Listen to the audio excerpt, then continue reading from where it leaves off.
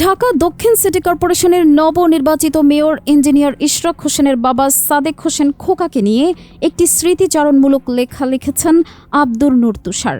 সেই লেখাটিতে উঠে এসেছে অজানা নানান তথ্য। কি সেই তথ্য, সেটি থাকছে আজকে আমাদের এই আয়োজনে। রাজনৈতিক অঙ্গনের নানান ইতিহাস ও তথ্য জানতে আমাদের চ্যানেলটিকে সাবস্ক্রাইব করে বেল বাটনটি প্রেস করে রাখুন। তিনি লিখেন, সাদেক হোসেন খোকাকে আমি প্রথম দেখি মতিঝিলে ব্রাদার্স ইউনিয়ন ক্লাবের সামনে। আমি তখন অনেক ছোট। ব্রাদার্স ক্লাব থেকে 5 মিনিটেরও কম দূরত্বে আমার আব্বুর একটি ব্যবসা ছিল, ছাপাখানার ব্যবসা।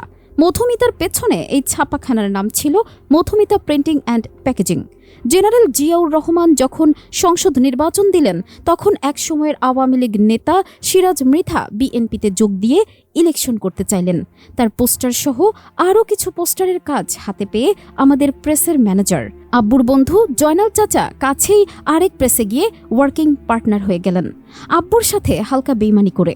ম্যানেজার না থাকায় কিছুদিনের জন্য আব্বু রোজ প্রেসে যেতেন, আর সেই সময়ে মাঝে মাঝেই আমাকেও আমার ছোট ভাইকে সাথে নিয়ে যেতেন। ব্রাদার্স ইউনিয়নে হাউজে খেলা হতো। সেই প্রথম আমি হাউজের শীট দেখি ক্লাবের সামনের রাস্তায়। অকৃতকার্য কোনো খেলোয়াড় হয়তো ফেলে দিয়েছিল।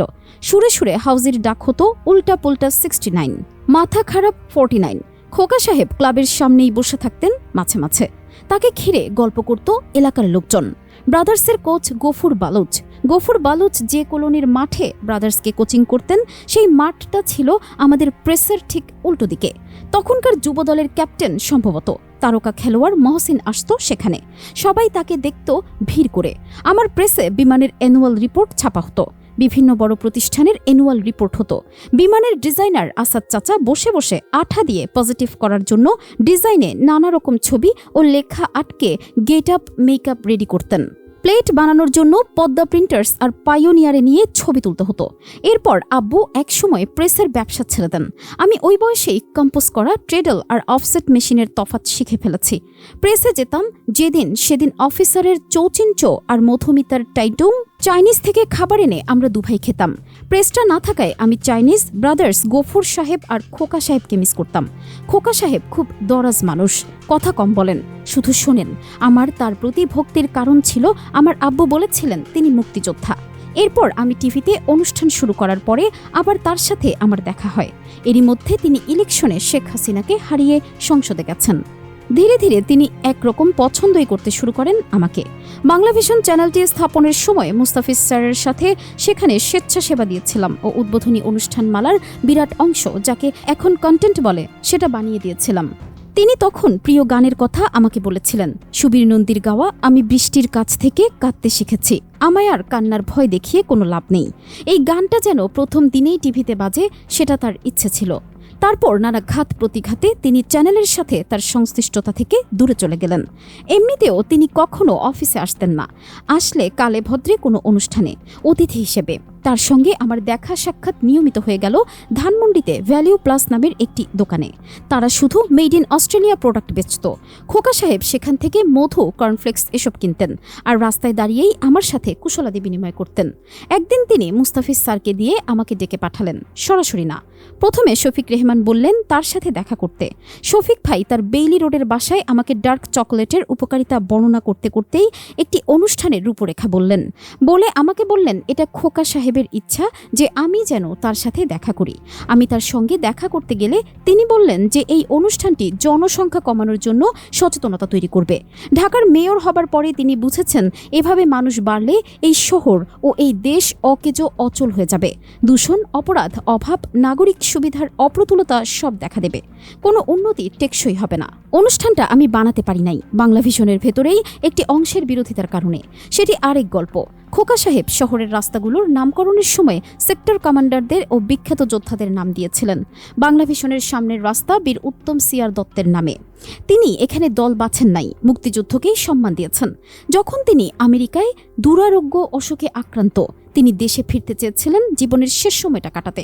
এটা নিয়ে আমি লিখেও ছিলাম। আওয়ামী লীগ তাকে দেশে ফিরতে না দেয়ায় সব বন্দোবস্ত করেছিল। এত গল্প বললাম দুটো কারণে। আমি এই শহরের 5 জন মেয়রের সাথে নানাভাবে মিশেছি ও স্বেচ্ছাসেবা দিয়েছি।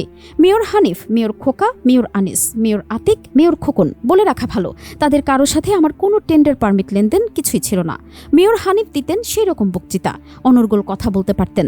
আমার রুমে USAIDর দেয়া এসি খুলে নিয়ে তার PS বালিকাটির রুমে লাগিয়ে দেওয়ার চেষ্টার কারণে আমি একটু নেতিবাচক ছিলাম তার প্রতি।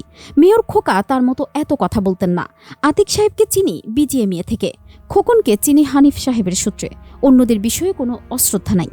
তবে মেয়র খোকা আর মেয়র আনিস দুজনেই শহরটাকে ভালোবেসেছেন।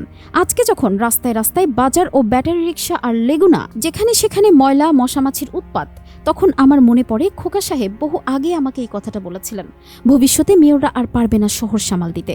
মেয়র আনিসের আমি পরামর্শকই ছিলাম, তিনিও এই আশঙ্কার কথা বলতেন।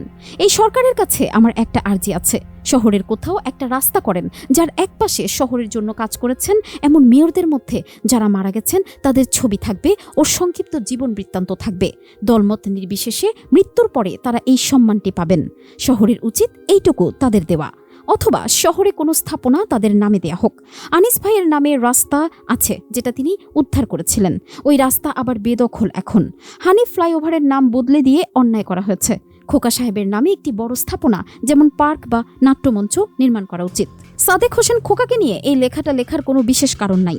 আমার মনে হলো রাজনীতিবিদদের জীবনে বহু মানুষ তাদেরকে দেখে, তারা যুদ্ধ শেষে ফিরে এসে একটা ফুটবল ক্লাবের সংগঠক থেকে কাউন্সিলর, সেখান থেকে MP, মেয়র, মন্ত্রী হয়। এই যে খোকা সাহেব, আমি তাকে পরে খোকা ভাই বলেই ডেকেছি, বা আনিস ভাই, এদেরকে আমার মতো অনেকে শৈশব থেকে চেনেন। কিন্তু আমরা এই চেনার বিষয়টা নিয়ে গল্পটা বলি না। আমি একটু বলে দায় পালনের চেষ্টা করলাম।